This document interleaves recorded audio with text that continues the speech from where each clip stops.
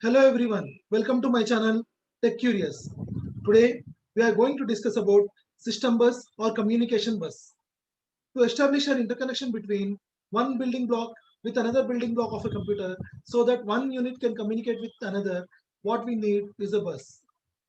A bus can be defined as an electronic pathway or a network of electrical wires or a bunch of cables that connects processor on the motherboard to all the other devices like input devices, output devices, and memory units. This diagram gives an idea about the interconnection between the CPU, memory, and I/O devices, and the interconnection between all these three units is known as a bus. The data or information is carried in the form of binary bits, and hence it is assumed that one wire of bus will carry one bit of information. Thus, bus acts as a medium of transportation or a carrier of binary information for communication between one device to another device. The transfer occurs in a bus byte by byte. Let us discuss about serial bus and parallel bus. As we are aware of the fact that buses are mainly used to transfer the data or carry the information between one device to another device, from CPU to I/O and memory, and vice versa. And if the data is carried on the single lane or through a single path, it is known as a serial bus. Similarly, if the data transmission happens on multiple lanes or through multiple paths, then such kind of configuration is known as parallel bus. The diagram gives an example of how the bits are transferred on a serial bus as well as on the parallel bus. Here, the bits are transferred in a serial order, that is 0, 0 and 1, 1. And if it is a parallel bus, simultaneously all the bits will be sent one after the other on multiple paths.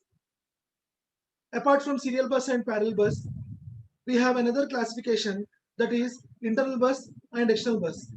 Internal bus is widely popular as system bus, frontline bus, and memory bus.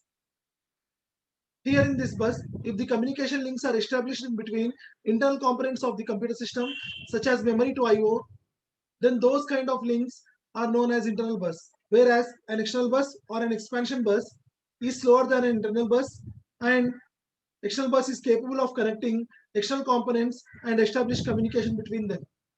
That is, it can establish a communication between one device to another device or one system to another system.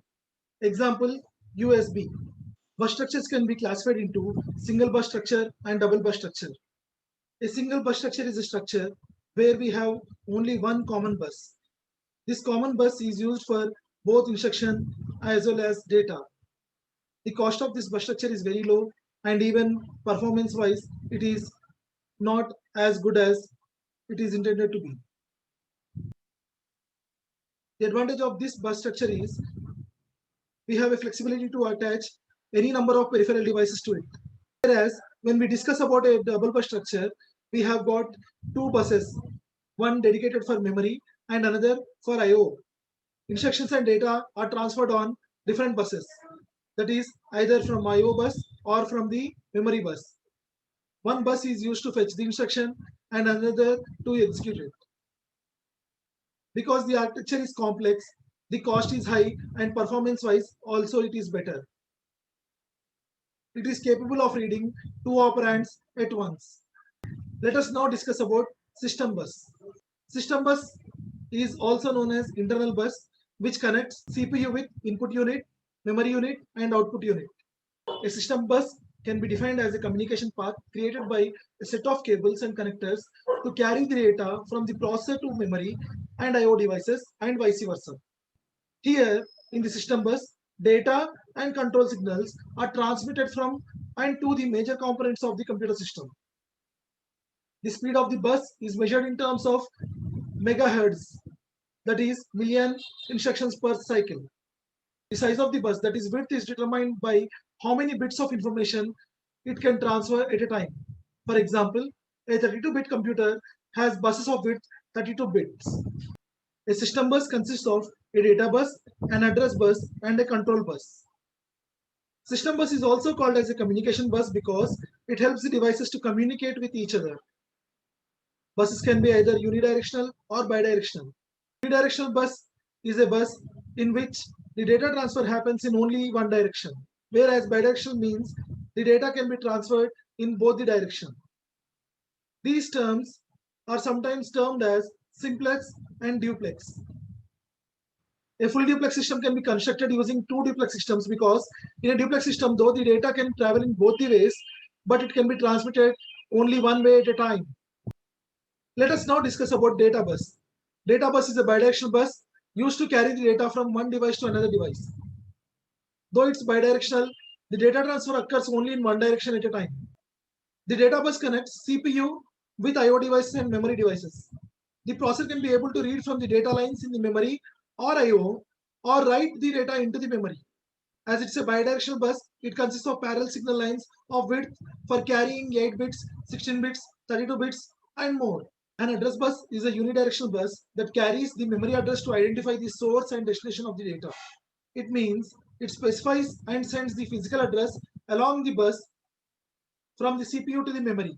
That is, what data has to be read from which particular memory location, or to find memory location where the data has to be written into. To read or write the data, the CPU must inform the memory, that is RAM, about the address location. The width of the address bus is equal to the amount of the memory. By this term, we understand that if an address bus consists of 16 cables, it means it can be able to carry 16 bits of information. The width of the bus is measured by the amount of memory that a system can address or retrieve. For example, a system with 16-bit address can address 2 to the power of 16 memory locations, that is 65,536 locations. If each memory location holds 1 byte, then addressable memory space can be treated as 512 KB. The data bus, the data is bidirectional and the width of the data bus indicates the data transmission rate. Whereas in the address bus, the width of the address bus determines the amount of memory the system is capable of addressing. If a system has 32-bit address, it can be capable of addressing 2 to the power of 32 memory locations. That is, 4 GB of data can be transmitted, and that could be the addressable memory space available in the system. Control bus deals with the data processing operations performed on a computer. Control bus carries the commands and timing and control signals from the CPU and the status messages from other peripheral devices of the computer.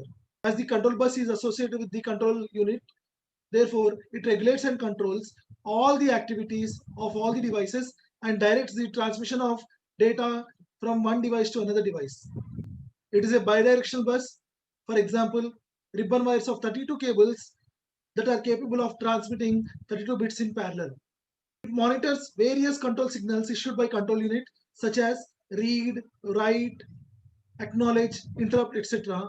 to coordinate the overall performance of a computer. From the diagram, it is evident that control bus and data bus are bidirectional and address bus is unidirectional. As control bus is associated with the control unit of the CPU, therefore all the read and write operations are controlled and monitored by control bus. Based on the clock signal, system buses can be further classified into synchronous bus and asynchronous bus. If both sender unit and receiver unit are synchronized with the same clock, then such data transmission is said to be occurring on a synchronous bus. If both source and destination are not synchronized with the clock, then such data transfer is said to be occurring on an asynchronous bus. Thank you for your patient listening. I request you to press on the bell icon to subscribe my channel Tech Curious, and I also request you to like, share and comment.